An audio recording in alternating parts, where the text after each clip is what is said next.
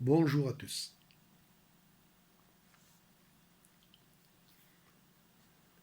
J'ai reçu il y a 2 ou 3 jours une vidéo qui m'a vraiment interpellé et que j'ai trouvée odieuse et, et odieux surtout ceux qui sont à l'origine de cette vidéo, ceux qui ont fait cette vidéo.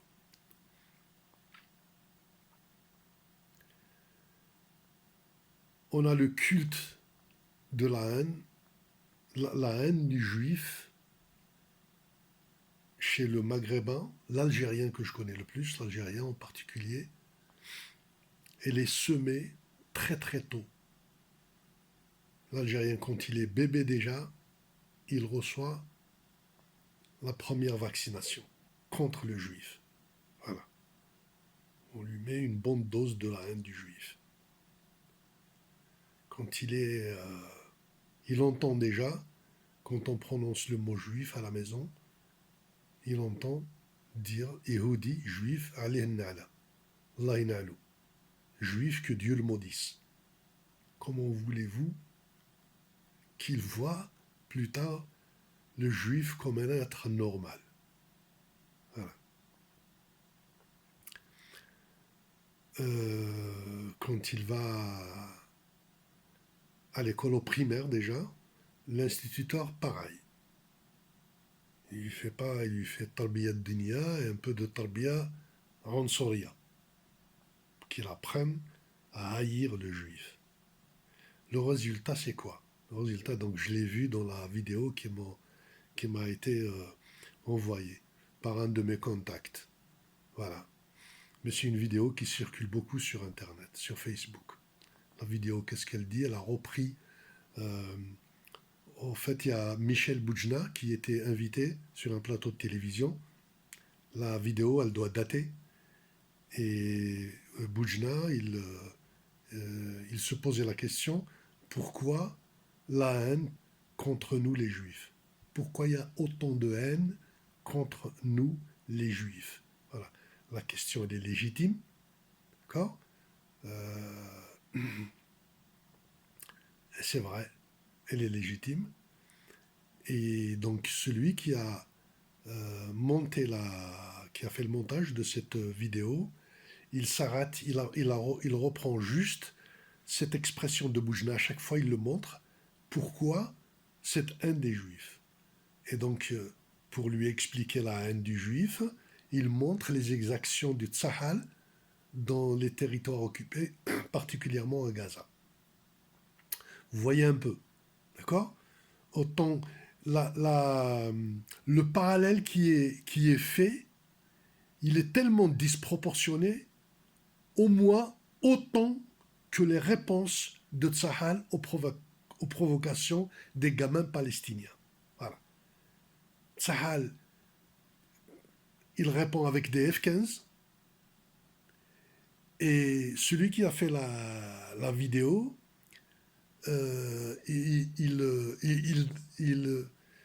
d'abord, il est de mauvaise foi, c'est de la mauvaise foi, d'accord? Parce que Boujna, il n'a pas dit pourquoi cette haine du Sahel ou alors d'Israël. Non, il a dit les Juifs. C'est des choses complètement différentes. D'accord? Personne ne choisit d'être juif. Moi, j'aurais pu l'être. Toi qui me regardes, tu aurais pu être juif. Voilà. Voilà quoi. Et tu n'aurais pas supporté qu'on te haïsse partout. Pourtant, tu n'es pas en Israël, tu ne tues pas les Palestiniens. Voilà. Donc c'est un peu dans cet esprit. On regarde et on se retrouve après. On est 15 millions sur la Terre de Juifs. D'accord? Il y a 1,5 milliard de Chinois, il y a... Qu'est-ce qu'on a fait? Qu'est-ce qu'on a fait de mal, de si mal, pour être haï de cette manière-là? Qu'est-ce qu'on a fait? J'aimerais qu'on m'explique. À Gaza, la journée a été marquée par la mort de 4 enfants palestiniens. Ils ont été victimes d'un nouveau raid d'Israël. Attention, les images peuvent choquer. Tout a commencé par une bombe qui tombe sur le port devant nous. Que vise-t-elle? Difficile à dire. Nous repérons ensuite au large un navire israélien, puis un autre. Il semble s'approcher de la côte. Sous une chaleur écrasante, un groupe d'enfants joue sur la digue, quand soudain, un obus tiré depuis un navire touche une cabane de pêcheurs. Les enfants effrayés courent vers la plage. C'est alors qu'un second obus les atteint. 4 enfants sont tués sur le coup, plusieurs sont blessés. Nous tournons l'arrivée des secours, les petits corps sur les brancards et sur le sable, et les cris d'une mère choquée qui cherche son enfant. Qu'est-ce qu'on a fait de mal, de si mal, pour être haï de cette manière-là?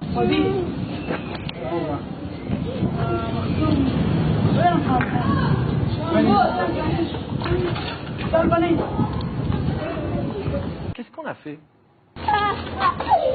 Et puis, plus loin, donc j'ai compris les auteurs de cette vidéo. Évidemment, ce qui les motive, c'est la haine. Eux, c'est la haine du juif.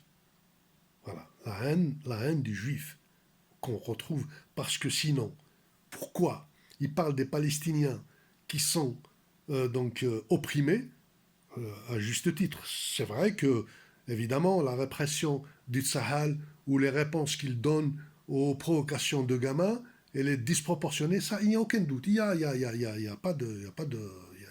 aucun doute. On est d'accord. Ça, on est d'accord. Voilà. Mais pourquoi il n'y a pas cette empathie? Pourquoi il n'y a pas cette empathie, ce soutien ou cette revendication ou des manifestations quand il s'agit des Ouïghours? D'accord? Les Ouïghours, ils sont internés, on parle de 3 millions. Il y a au moins 1 million dans des camps de concentration. On regarde et on se retrouve après. Voici l'une des rares vidéos de cette réalité. Les camps de rééducation pour Ouïghours en Chine. Des centaines d'hommes menottés, crânes rasés, les yeux bandés, juste avant leur transfert en train vers des camps de détention. Plus d'1 million de personnes y seraient actuellement détenues. D'accord? Mais personne ne dit un mot. Voilà. Pourquoi? Parce que la Chine est plus forte, ou je ne sais pas. Ou alors parce que la Chine, elle est dans tous ces pays musulmans, donc ils font ce qu'ils veulent? Non, ce n'est pas pour ça. Non. Parce que les Chinois, ce n'est pas des Juifs. Et la haine des Juifs, elle est inégalable. Voilà. Un autre exemple, regardez, avec les Yéménites. Regardez ça. 25 mars 2015, l'Arabie Saoudite lance l'opération Tempête décisive pour déloger les rebelles houthis qui ont pris le contrôle de la capitale Sanaa 6 mois plus tôt. Situation dramatique. Le New York Times, le quotidien américain, a publié des photos d'enfants mourant de faim au Yémen, des visages émaciés, des images difficiles à soutenir, comme celle qui s'affiche en une du journal. On va le voir avec le regard presque résigné. C'est une fillette squelettique qui est allongée sur un lit d'hôpital. Vous avez vu? D'accord? Les Yéménites, il y a toute une coalition, parce qu'on parle de l'Arabie Saoudite, en fait, il n'y a pas que l'Arabie Saoudite. Il y a l'Arabie Saoudite, il y a le Soudan, il y a l'Égypte, il y a le Maroc, pas l'Algérie. Il y a le Maroc, voilà, il y a les Émirats, d'accord? Tous contre le Yémen. Voilà. Voilà quoi. Ce n'est même pas contre le Yémen. Ils jouent.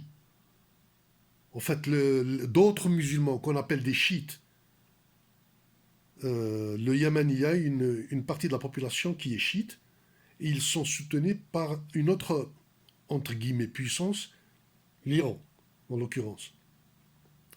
Donc, en fait, l'Iran et l'Arabie Saoudite, ils se font la guerre en assassinant le plus possible de Yéménites.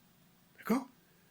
Mais est-ce qu'il y a un Algérien ou un autre musulman, maghrébin, ou ce que vous voulez, qui dit un mot par rapport à ça? Non. Mais ils s'en foutent. Pourquoi? parce qu'ils sont assassinés par nos frères. Attends, on va pas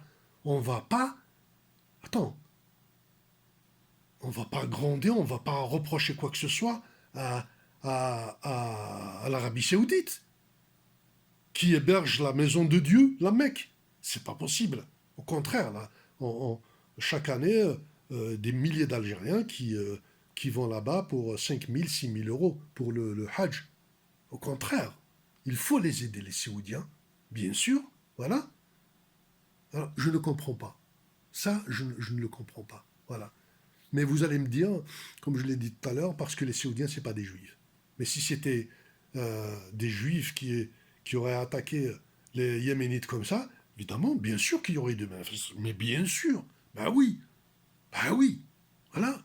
Sinon, voilà. Et je voulais dire aussi, par rapport à la haine du Juif, d'ailleurs on retrouve un peu ce genre de schizophrénie chez le Beurre, le français d'origine algérienne, d'accord. On le voit toujours avec le drapeau algérien partout, même dans les mariages, comme quoi il aime l'Algérie, il adore... Enfin, c'est pas vrai, il n'aime pas l'Algérie, c'est pas vrai, il ne vient pas, et quand ils viennent, ils sont arrogants, non, ils ne viennent pas, ils viennent parce que l'euro, il est à 200 pour un dinar, non, 200 dinars pour 1 euro.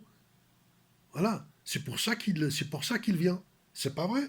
Quand je vais à la poste le samedi matin, il y a la queue, vous trouvez des Marocains, des Sénégalais et autres Camerounais qui envoient de l'argent. Je parle pas de ces années. Déjà, il y a 20 ans, quoi. Mais jamais d'Algériens. Ils n'aiment pas, c'est pas vrai. Non, non, non, c'est la haine de la France. Eh oui, c'est la haine de la France. Eh oui, il faut bien se trouver une identité pour être contre la sienne. Parce qu'en fait, leur véritable identité, c'est la France. Ils parlent en français, ils mangent en français, ils ont été élevés en France, ils vont à l'école française, ils s'habillent en français. Voilà, je ne comprends pas. Voilà.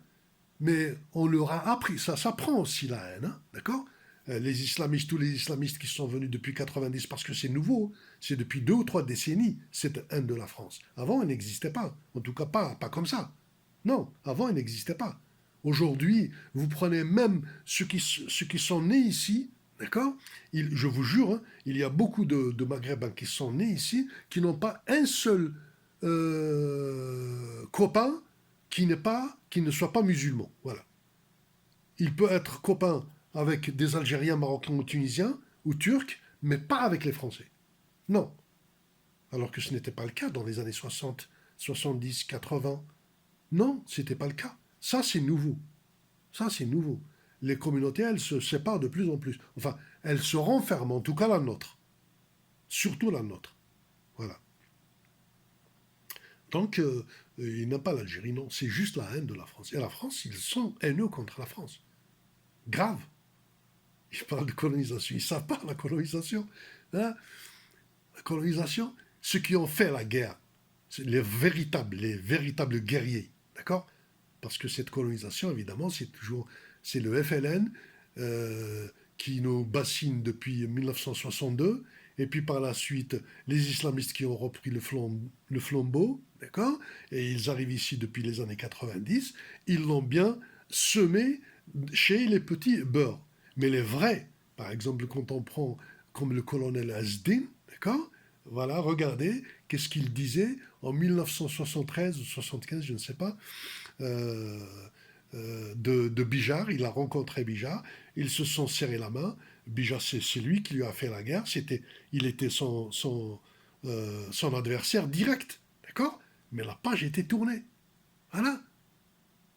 Le pays, il est indépendant, et il se parlait donc d'homme à homme, d'adulte à adulte. Et il n'y avait pas ce problème. Voilà. Et Asdin, c'était un homme. Rajil. On regarde et on se retrouve après. Asdin Bijar, une rencontre avec 14 ans de décalage sur l'indépendance de l'Algérie. Il fallait 14 ans, commandant Asdin, pour que vous puissiez écrire ce livre et que vous puissiez rencontrer et vous serrer la main, comme nous l'avons vu en début d'émission, avec le général Bijard? Je crois qu'il était nécessaire de prendre un peu de recul pour pouvoir raconter la guerre d'Algérie sans haine. Il est vrai que pour moi, Asdin, l'indépendance a été 62. Mais moi, Asdin, c'est aujourd'hui que je la sens beaucoup plus qu'en 62. Asdin, en France, à TF1, en face du général Bijard, et qui parle de son combat. Je crois que c'est très important. Vous avez été pourtant, en tant que chef de la wilaya 4, l'ennemi numéro 1 de la France. J'étais l'ennemi numéro 1 du colonialisme français. Pardon, pas de la France. Parce que nous, en Algérie, on a su faire une distinction comme un couteau sur du beurre entre le peuple français et le colonialisme français et le pouvoir colonialiste. François Gault. Oui, général Bijard, 20 ans après avoir combattu le commandant Asdin, quand on se retrouve, qu'est-ce qu'on ressent exactement? On s'est retrouvé hier soir, il faut dire la vérité, et j'avais l'impression de retrouver le commandant Asdin. Il m'avait téléphoné à Toul il y a 48 heures, et il dit le commandant Asdin, j'avais envie de dire Bruno Asdin. Je ne l'ai jamais rencontré physiquement, puisqu'on s'est battu l'un contre l'autre, mais j'avais l'impression de toujours connaître Asdin, de par la vie qu'il a menée. Et comme sa vie était la même que la mienne, il marchait 40 km dans la nuit, il vivait de peu, il menait une vie très dure. Alors cette vie d'ascète que nous avons menée nous rapprochait les uns des autres. Alors pour moi, retrouver Asdin, j'avais l'impression que je l'avais quitté hier. Pourtant, ça fait 20 ans. Oui, le commandant Asdin, qui dans son livre, on nous appelait Félaga, qui sort ces jours-ci. Vous voyez? Voilà quoi. Aujourd'hui, ceux qui nous ont semé cette haine, d'accord? Vous vous rappelez, je ne me rappelle plus le nom, il y a un ministre des anciens Moudjahidines en Algérie, dans les années 2000, matin et soir, son discours, c'était contre la France. La France, les Moudjahidines, la France. Et aujourd'hui, il est à Lyon, il y a un internaute qui a montré sa carte de résidence, sa carte vitale de la CMU, et maintenant, il vient finir ses jours ici, il se soigne ici, c'est fou, c'est vraiment fou. Voilà, voilà. C'est incroyable, c'est vraiment incroyable. Voilà, ils ont bien réussi. En fait, ils nous parlent, même aujourd'hui, regardez le Hirak, qui c'est qui parle beaucoup de Hizb français? C'est eux. Mais qui c'est qui se soigne en France? Leur argent. Et d'ailleurs, c'est pour ça que un Algérien s'il est en Algérie, d'accord? Un jeune Algérien en Algérie, s'il a la haine de la France, je le comprends. Je le comprends. C'est tout à fait normal. Pourquoi? Parce que c'est la France, les milliards qui ont été détournés, ils passent tous ces milliards, ils passent par les banques françaises. Avec qui voulez-vous que Haddad discute? Il est analphabète bilingue, d'accord? Il bricole un peu en français. Il bricole, d'accord? Donc il ne peut tricher, il ne peut flirter, il ne peut voler qu'avec un Français. Voilà. Donc pour un Algérien qui détesterait la France, c'est légitime. C'est légitime. Ben oui, quand on sait... Attendez, il y a eu quand même des pots de vin de 200 millions d'euros avec Sapiens, la société italienne. De même, justement, pour l'Italie, un Algérien qui détesterait l'Italie, ou le président, ou le gouvernement italien, c'est normal. S'ils détestent l'Italie, c'est normal. Parce que c'est eux qui ont dilapidé avec les nôtres, avec nos monstres, bien sûr. Voilà. Et pareil pour la France. Mais un jeune beurre d'ici, d'ailleurs, il ne parle même pas d'ici, lui. De toute façon, l'Algérien qui est ici, le drapeau, et c'est tout. Hein. Non, il ne faut pas lui dire qu'en Algérie, on vole. Non. C'est le pays de l'islam, et il va jurer sur le Coran de la Mecque que je suis musulman, que l'Algérie c'est un pays musulman, et que la France c'est un pays de merde. Voilà. Ça c'est clair. Voilà. Donc l'Algérien qui détesterait la France, à la limite, il a raison. Tous les biens, regardez juste les Saïdani, les Sellal et tout ce qu'ils ont acheté. Attendez, Moi, s'il y a, je ne sais pas, plus de 5-6 000 euros qui rentrent dans mon compte d'un coup, il y a une petite enquête. Quand je vais à la poste pour prendre un peu d'argent pour partir en vacances, ils me posent la question et je remplis un formulaire. Hein. Je remplis un formulaire. Pourquoi cet argent? Et il faut que j'explique pour quelle raison je sors cet argent. D'accord? Voilà. Ces gens-là, ils rentrent en France des milliards et aucune question ne leur est posée. Donc, pour le jeune Algérien, pour celui qui a 18 ou 20 ans, oui, la France, elle est complice. Voilà. Allez, ciao.